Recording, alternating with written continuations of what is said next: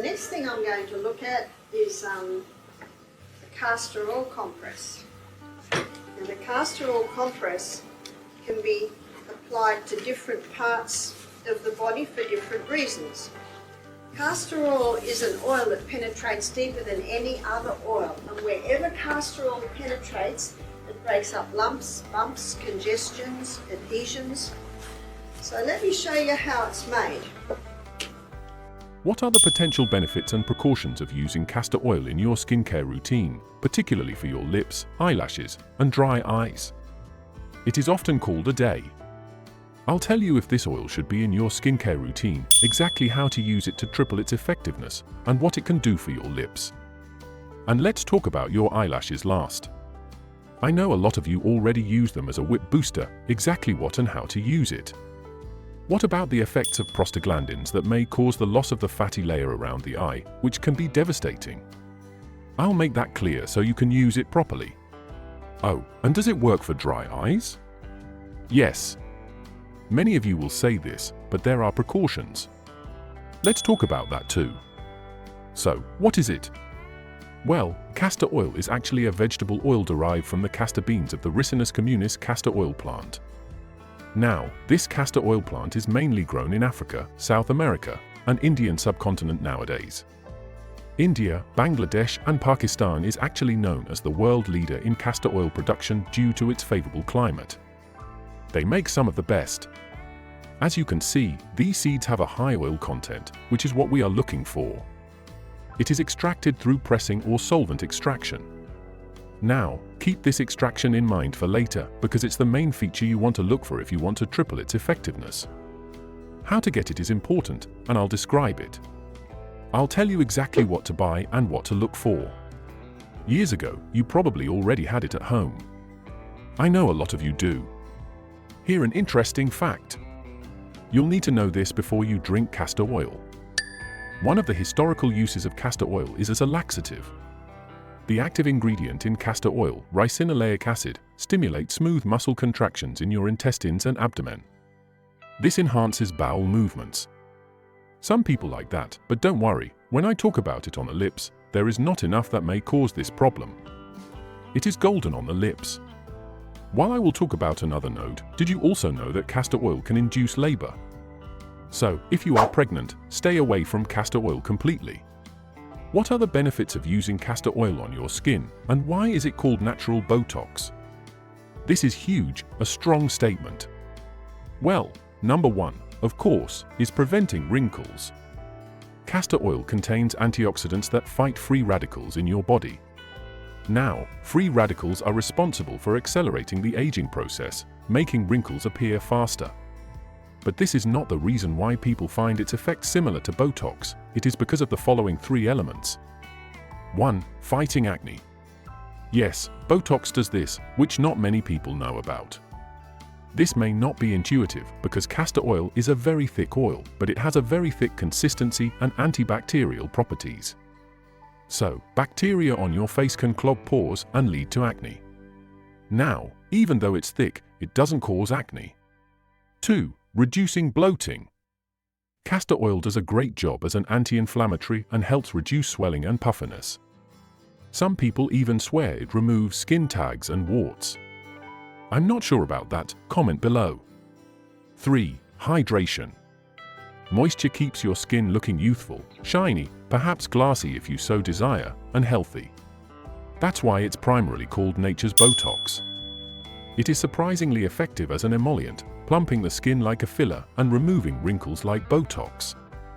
Think of annoying lines, oak lines, lateral to nasolabial lines, lip lines, anywhere where the skin is thinner. Of course, it is well absorbed and will disappear quickly, sometimes as quickly as Botox. Hence, the name is derived from these three characteristics. But this one in particular. And by the way, for warm climate lovers, castor oil can soothe sunburns as well. Many of you use aloe vera, but because of castor oil's anti-inflammatory properties, it relieves the pain associated with inflammation. But at the same time, it's very moisturizing and reduces peeling, which is another beauty benefit. Now, I don't want you to get sunburned, of course, but if that happens. Now, what about those dry lips? Amazing thing. It's an amazing breakthrough, and few people really talk about the magic here on the lips, but it's a very common ingredient in both lipsticks and lip gloss. If you have dry lips, skip the color and use castor oil, but you may want to mix it with a better tasting oil such as extra virgin cold pressed coconut oil. Everyone loves coconut. I use it plain. So, how do you use it on your face to double or triple its effectiveness? To be 100% pure, organic, cold-pressed, with no chemicals or hexane is crucial to ensuring its success. Number 2. Castor oil is thick, so you should mix it with a carrier oil, at least initially before applying it to your face. I actually use it directly, but if you wish, you can apply it with coconut oil. Almond oil is a good choice, as is olive oil. There are a lot of people who do that. You can also add it to shea butter for a little extra moisturizing effect. Often it is not needed, but some of you know it. Now apply this mixture to your face before sleeping. It's mostly a night thing. After cleansing the skin, apply the oil. You can leave it on overnight. Alternatively, you can wipe it with a warm cloth after 1 to 5 minutes. I like to leave it on overnight for most people. It does not cause acne. You don't need anything before or after, but if you have light vitamin C or hyaluronic acid like me, put that on first, wait about 2 or 3 minutes, and then put that oil on top. This is an amazing combination. But how do you actually do it? What are the precautions? Well, before you buy any castor oil, I showed you one here, but read the label on your oil and make sure it's pure castor oil, especially if it's for your eyes. Pure castor oil is what you want. Mixing it with other oils or ingredients often causes irritation, especially perfumes. So you want to make sure of that. Eyes are very delicate and sensitive, so avoid anything other than that, pure. There are now 2 types of castor oil. The first is the cold-pressed oil that I showed you, but there is another type called Jamaican black castor oil. People who work on this, you're passionate about it. So, what do you want to do? Follow these steps even on the skin. For the eyes in particular, do your patch test. Put it on your arm area or the back of your ear, and make sure you're not sensitive to it. For eyelashes, again, do this before you go to bed. Make sure your eyelashes are completely clean and free of any makeup. Again, you don't want irritation from multiple things in there.